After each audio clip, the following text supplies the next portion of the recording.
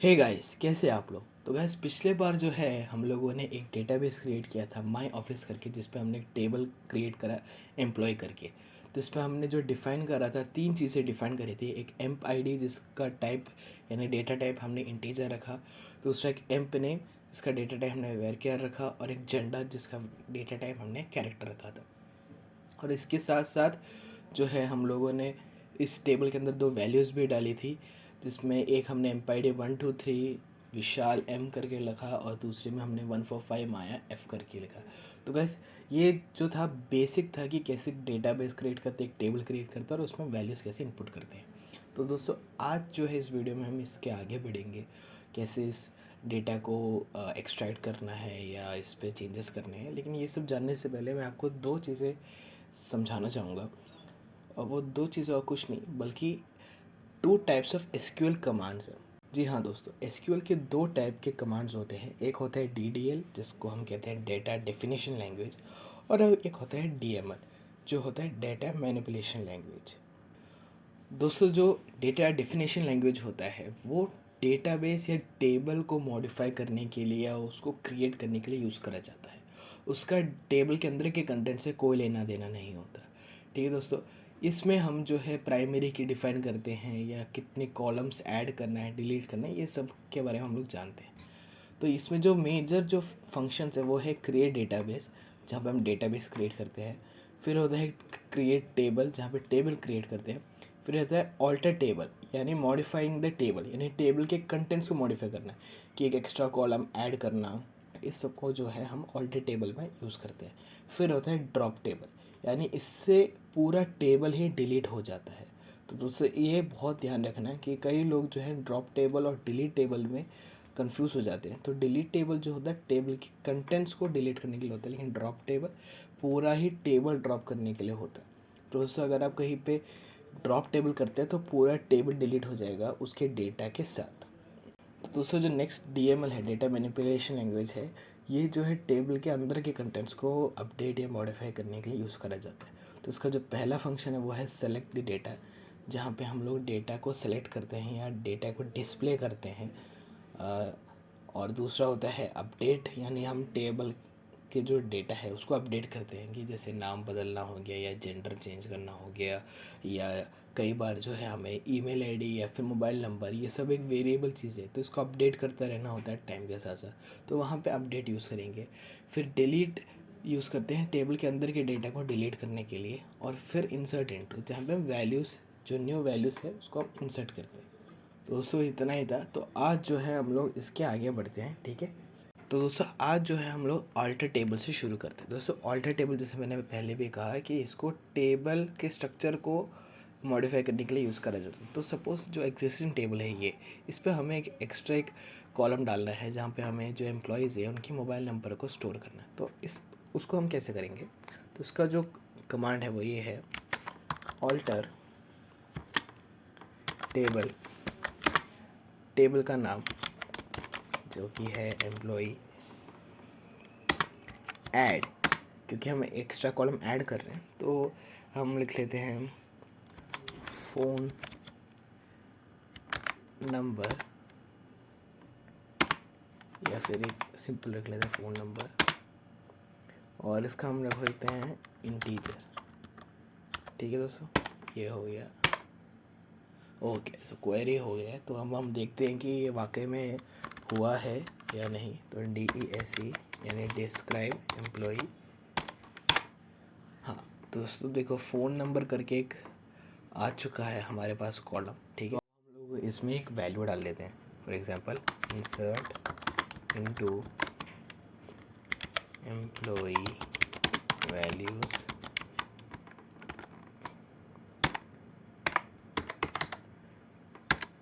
और क्योंकि ये वैकर है तो हमें सिंगल कोट्स में डालना होगा, ठीक है। और मोबाइल नंबर आप कुछ भी दे दो।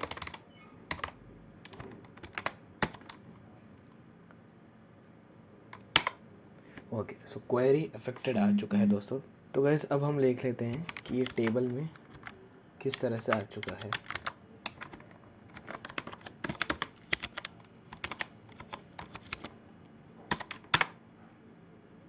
ओके, तो वैसे यहाँ पे हम लोगों ने देख लिया कि महेश करके आ चुका है जिसमें मोबाइल नंबर आ गया है, क्योंकि इन दोनों में हमने स्पेसिफाई नहीं करा था तो यहाँ पे नल ही लिखा आएगा। ठीक है दोस्तों, तो आई होप इतना आपको समझ में आ चुका है। तो वैसे अभी मान लो हमें इस टेबल के अंदर जो amp I D amp name ये सब दे रखा है, इनमें से किसी एक कॉलम का डेटा टाइप हमको चेंज करना है और कुछ और रखना है, तो क्या हम वो कर पाएंगे? तो हाँ, बिल्कुल कर पाएंगे। तो इसके लिए हम लोग जो है ऑल्टर टेबल का इस्तेमाल करेंगे। तो हम लिखेंगे alter table employee modify phone number.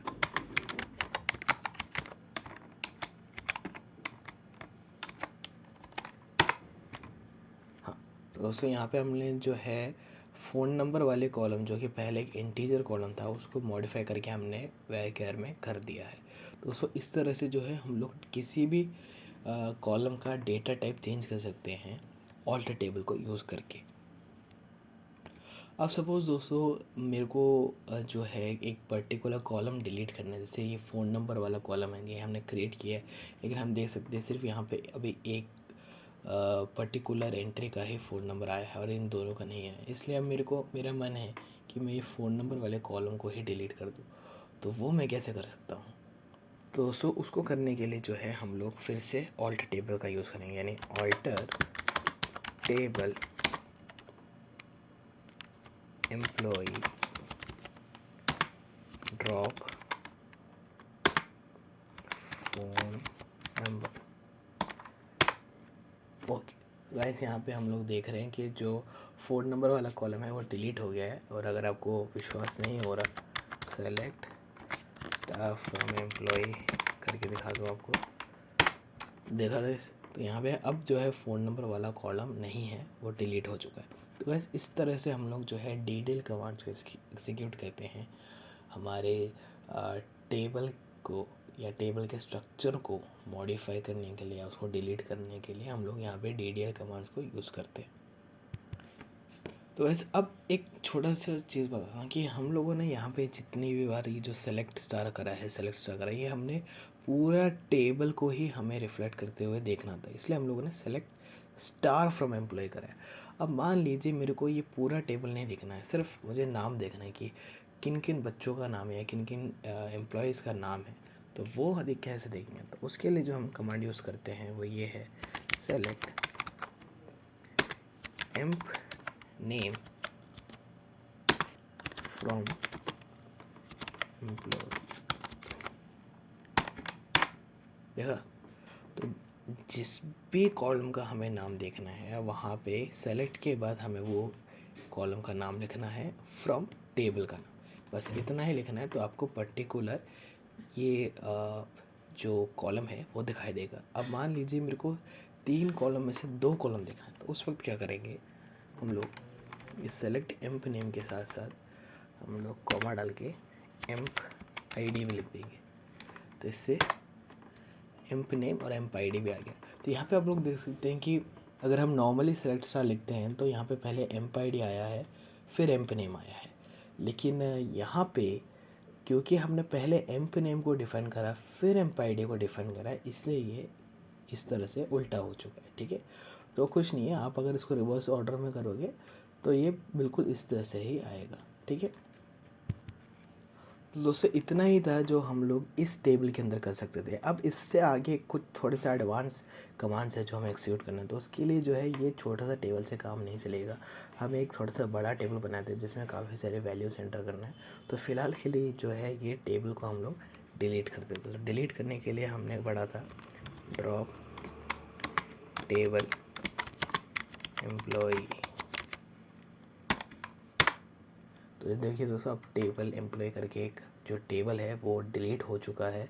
तो अगर आप सेलेक्ट स्टार फ्रॉम एम्प्लॉई लिखेंगे तो यहाँ पे एरर होगा, क्योंकि एम्प्लॉई नाम का एक टेबल ही नहीं है डेटाबेस के अंदर। ठीक है दोस्तों, अब हम लोग जो है इसमें एक नया टेबल क्रिएट करेंगे काफ़ी सारे वैल्यूज़ के साथ, और उसके बाद मैं जो है आपको कुछ नेक्स्ट एडवांस कमांड्स सिखाता हूँ। तो गैस यहाँ पे जो है मैंने एक नया टेबल बनाया है स्टूडेंट करके, और इसमें मैंने कुछ वैल्यूज़ भी ऐड कर दिया है, क्योंकि अब जो हम लोग कमांड्स परफॉर्म करने जा रहे हैं उसमें थोड़े से मैथमेटिकल इक्वेशंस भी चाहिए और डेटा थोड़ा सा ज़्यादा चाहिए, ताकि उसको थोड़ा प्रेजेंटेबल बना सके।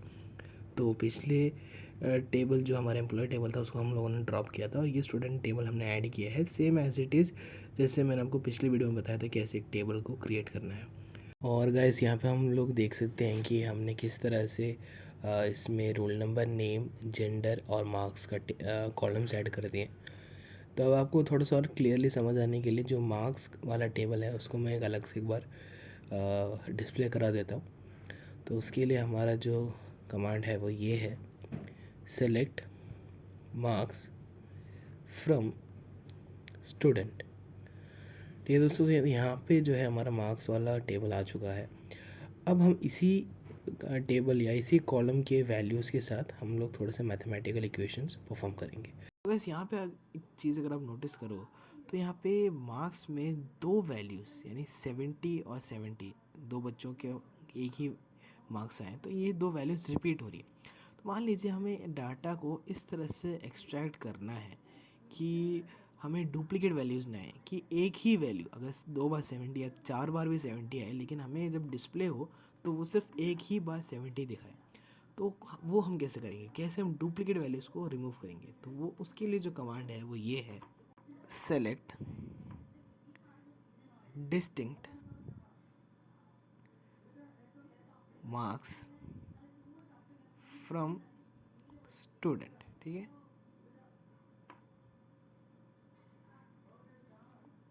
तो वैसे यहाँ पे जो है हमारे पास डिस्टिंक्ट मार्क्स आ चुका है, यानी डुप्लीकेटेड वैल्यूज़ को वो रिमूव करके यहाँ पे सिर्फ एक ही 70 वैल्यू देख चुका है। ठीक है, तो यहाँ पे हम देख सकते हैं कि 2 बार 70 नहीं आया है, सिर्फ एक ही बार 70 आया है। ठीक है, तो इस तरह से हम डुप्लीकेट वैल्यूज़ को रिमूव कर सकते हैं।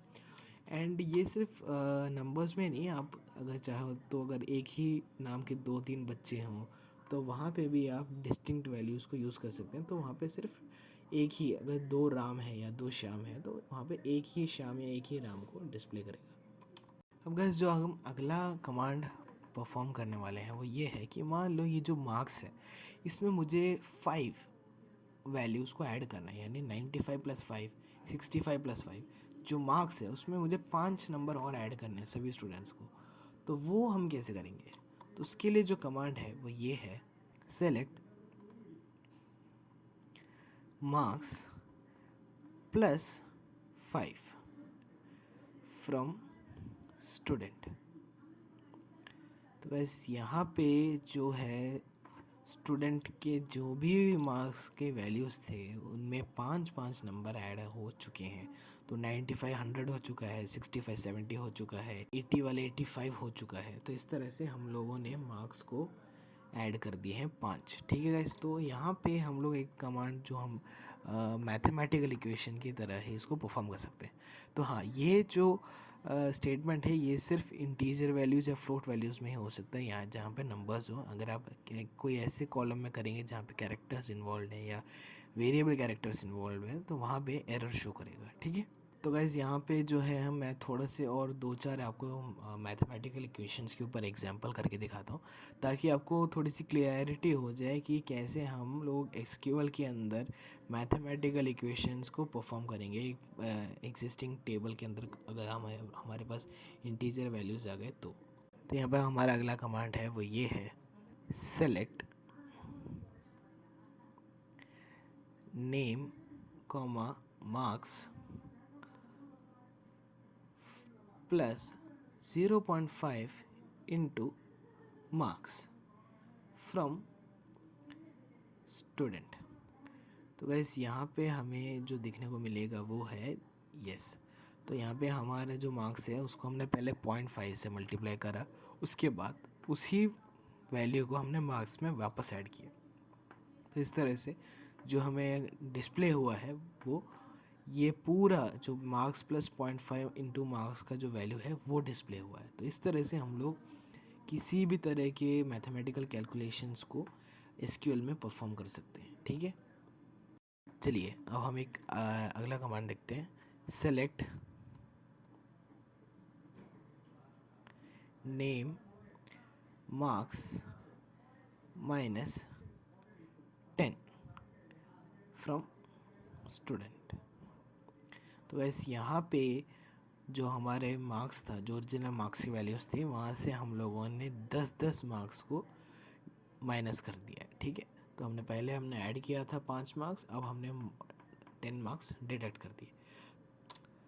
तो गैस नेक्स्ट जो कमांड है वो ये है, select marks divided by 2 from student.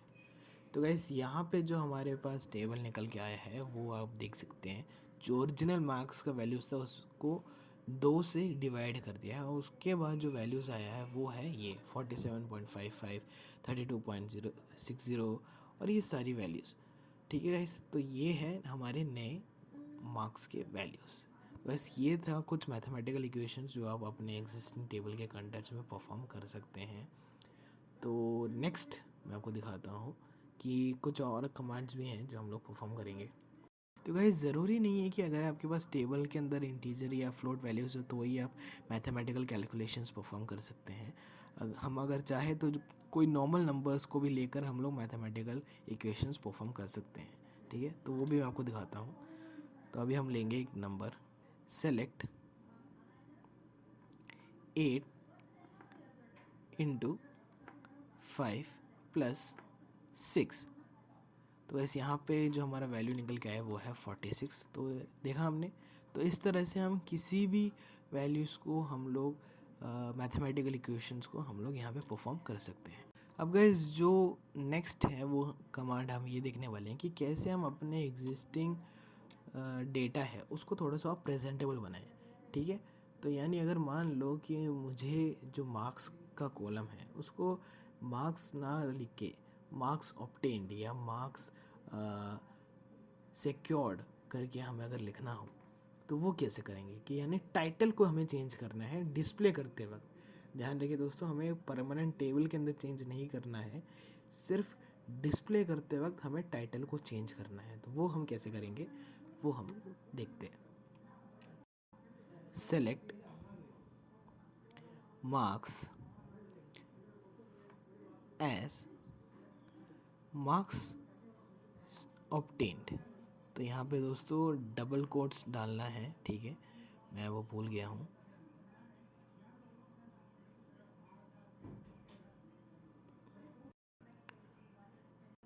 From student. तो बस यहाँ पे जो टेबल निकल के आया है वो है एज ए मार्क्स ऑब्टेन्ड। ठीक है, अब मैं आपको एक चीज़ दिखाता हूँ। अब हम लोग जो स्टार्टिंग हमारा जो पहला टेबल है उसको हम लोग वापस लेकर आते हैं सेलेक्ट स्टार करके। ठीक है, सेलेक्ट स्टार फ्रॉम स्टूडेंट। तो बस यहाँ पे आप देख सकते हैं कि ऊपर मार्क्स ऑब्टेन्ड आया है, यहाँ पे मार्क्स आया है। तो ये क्यों आया है मैंने आपको पहले ही बता दिया था, क्योंकि यहाँ पे हम लोग सिर्फ मार्क्स को डिस्प्ले करते वक्त हम उसका टाइटल चेंज कर रहे हैं, ना कि हम ओरिजिनल टेबल में किसी भी तरह का छेड़छाड़ कर रहे हैं। क्योंकि अगर हमें टेबल के कंटेंट या टेबल के स्ट्रक्चर को हमें मॉडिफाई करना है तो वहाँ पे हमें ऑल्टर टेबल का यूज़ करना पड़ेगा, जो कि एक DDL कमांड है। तो अभी हम लोग ने जो अभी यहाँ पे परफॉर्म किया कमांड्स वो सारे DML कमांड्स हैं जो डेटा को मैनिपुलेट करते हैं। तो इसी वजह से ये टेबल को किसी तरह का चेंजेस पे एप्लीकेबल नहीं है, इसीलिए आपको ऊपर मार्क्स ऑब्टेन्ड और यहाँ पे मार्क्स दिखाई दे रहा है। ठीक है गाइस, आज की वीडियो की लास्ट कमांड है वो ये है कि कैसे हम अपने डेटा को प्रेजेंटेबल बनाएं कि अगर बाहर से कोई बंदा देखे तो उसको ईजिली समझ में आ जाना चाहिए कि अरुण ने या अंजलि ने इतने मार्क्स सिक्योर करे। तो अगर वो ये टेबल देखेगा तो यहाँ पे थोड़ा सा आई वुड से प्रेजेंटेबल नहीं है कि हमने रोल नंबर लिखा, नेम लिखा, फिर जेंडर आया, फिर मार्क्स आया। तो इस तरह से दिखाना थोड़ा सा अनयूजुअल है।